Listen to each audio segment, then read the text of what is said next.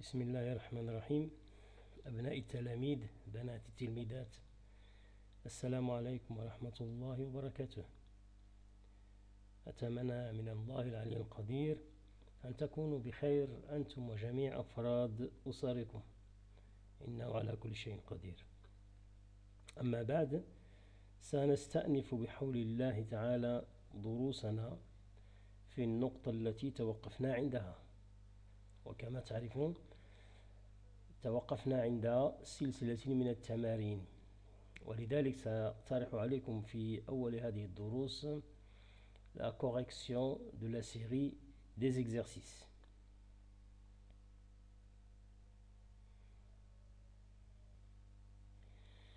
On a déjà traité l'exercice numéro 1 de cette série. Il reste à continuer. On commence par l'exercice numéro 2. Bien sûr, vous avez la série d'exercices, donc ce n'est pas la peine de rappeler les énoncés. Pour l'exercice numéro 2, il comporte deux questions. La première, c'est déterminer les coordonnées des points D pour que ABDC soit un parallélogramme. Et la deuxième question, montrer que ABDC est un carré. Cet exercice a été traité par quelques classes, mais avec d'autres classes, on n'a pas encore corrigé. Bon, la première question, déterminons les coordonnées du point D pour que ABDC soit un parallélogramme. ABDC, un parallélogramme, signifie vecteur AB égale au vecteur CD. Donc, les vecteurs AB et CD ont les mêmes coordonnées. Donc, xb moins xa égale à xd moins xc, et yb moins ya égale à yd moins yc, comme on a l'habitude de faire. En remplaçant les coordonnées de A, B et C, déjà données, on obtient enfin le point D de coordonnées de 5. Pour la deuxième question, pour montrer que ABDC est un carré, j'explique un peu les étapes. On sait bien que lorsqu'on a un parallélogramme, pour qu'il soit un carré, il faut qu'il soit losange et rectangle. Ça veut dire qu'il soit à la fois losange et rectangle. Et pour montrer que ABDC est un carré, donc il suffit de montrer qu'il a deux côtés consécutifs de même longueur.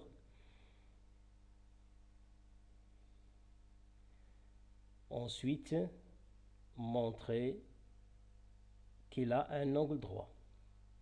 Pour cela, on va considérer un triangle, le triangle ABC.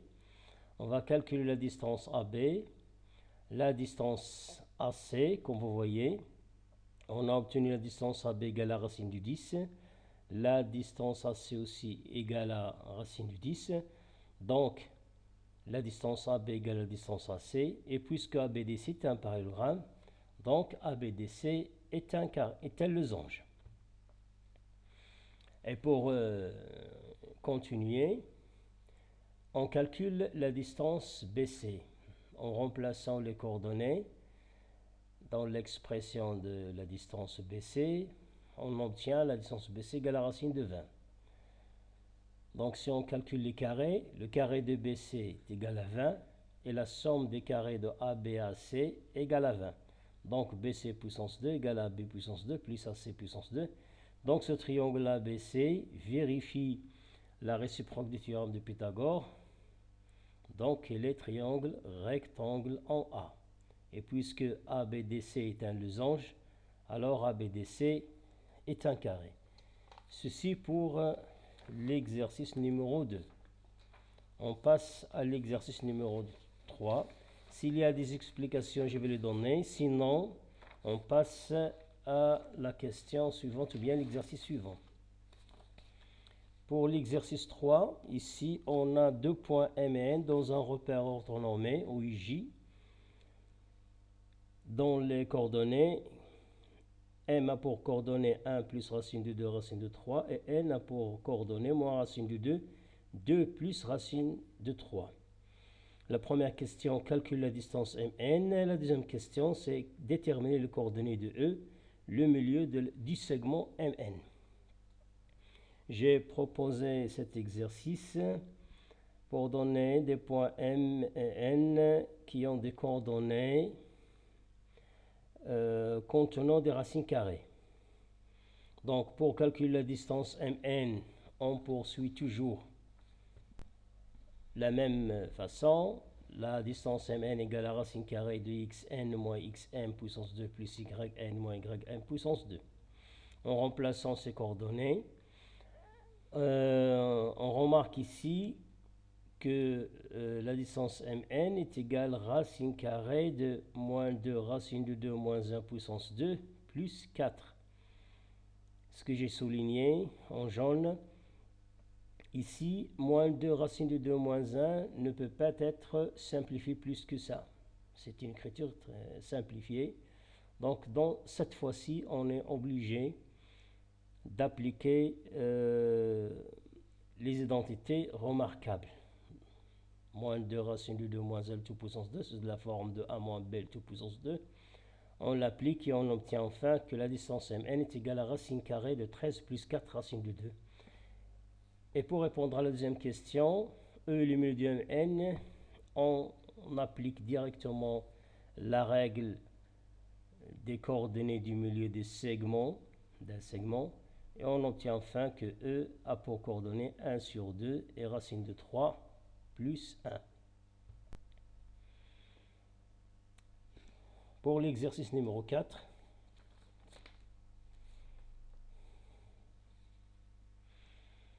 la première question nous demande de déterminer les coordonnées du point G tel que le vecteur GA plus vecteur GB plus vecteur GC est égal au vecteur nul.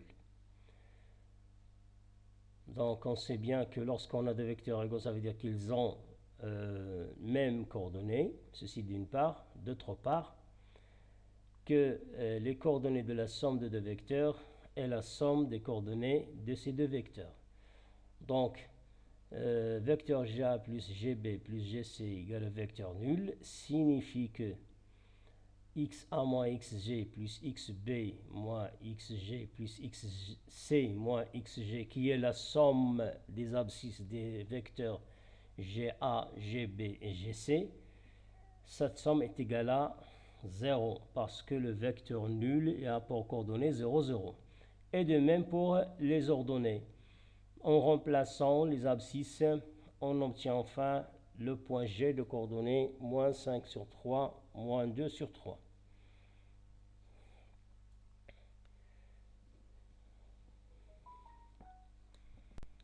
Pour la deuxième question, qui comprend deux questions, A et B, déterminer les coordonnées du milieu M du milieu du segment BC. Du point M, le milieu du segment BC, il n'y a pas de nouveau. On fait des calculs et on obtient ces coordonnées. La question B montrait que les points A, M et G sont alignés. Là, j'explique un peu. Pour montrer que les points A, M et G sont alignés, on peut utiliser les distances. Comme vous voyez, ici, on a calculé la distance AG, on a calculé la distance GM et enfin la distance AM. Bon, si on arrive à montrer que l'une des trois distances est la somme des deux autres, ça veut dire que les points sont alignés.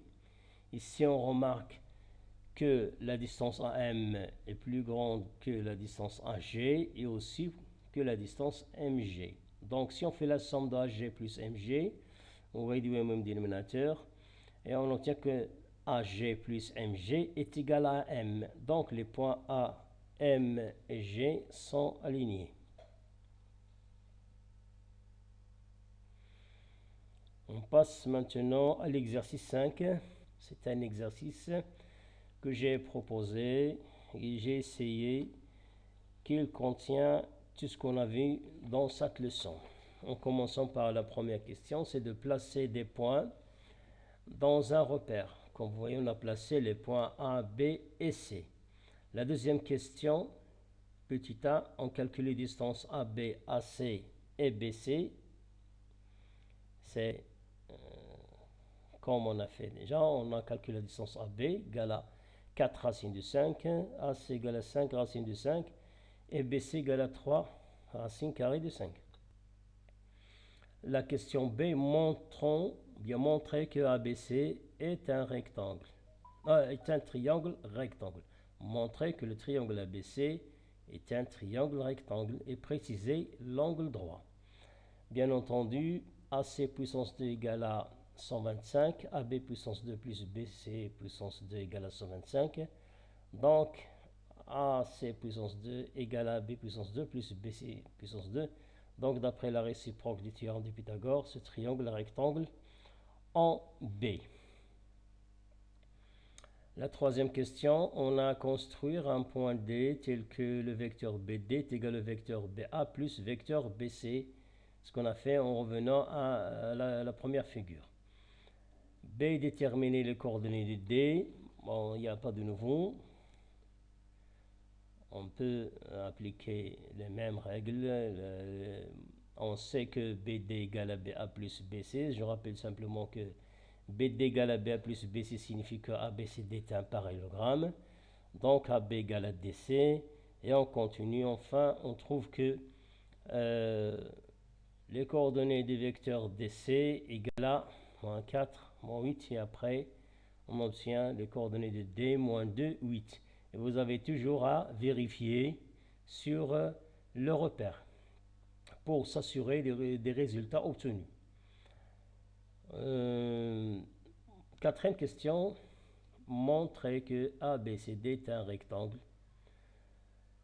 Bien sûr, de la même façon, puisqu'on a ABCD un parallélogramme et que le triangle ABC est rectangle en B, donc ABCD est un rectangle. La cinquième question, je pense, oui, la cinquième question, calculons les coordonnées de K milieu de AC. On utilise la même 5 sur 2 et vous avez toujours à vérifier sur le repère.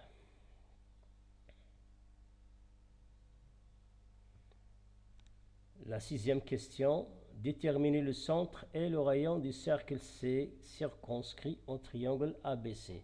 Là, j'explique un peu, puisque le triangle ABC est rectangle en B, donc ABC est inscrit dans le cercle C de centre, le milieu de AC. Et c'est le cercle circonscrit à ce triangle. On dit que le cercle C est circonscrit au triangle, ou bien le triangle est inscrit dans ce cercle. Donc, puisque AC est le diamètre de ce cercle, donc le rayon, c'est AC sur 2. Et K, qui est le milieu des segments C, est le centre de ce cercle. Donc, le cercle C de centre K est de rayon 5 sur 2, racine du 5. La septième question, montrons que D appartient au cercle C. Là, il suffit de calculer la distance dk. On a obtenu dk égale à 5 racines de 5 sur 2, ce qui prouve que le point D appartient à ce cercle. La huitième question, déterminer les coordonnées du point F, le symétrique de D par rapport à A. F est le symétrique de D par rapport à A, donc A est le milieu de FD. Et on utilise la même règle du coordonnée du milieu. On obtient le point F de coordonnées 10, 2. Neuvième question, montrer que F est l'image de A par la translation de vecteur CB. On a A le milieu de DF, d'après ce qui a précédé. Donc, le vecteur DA égale à AF. Et on a ABCD un parallélogramme, donc le vecteur DA égale à CB. On conclut donc que CB égale à F, et donc F, l'image de A par la translation de vecteur CB, ou bien la translation qui transforme C en B. 10e question. Montrez que CF coupe AB en son milieu.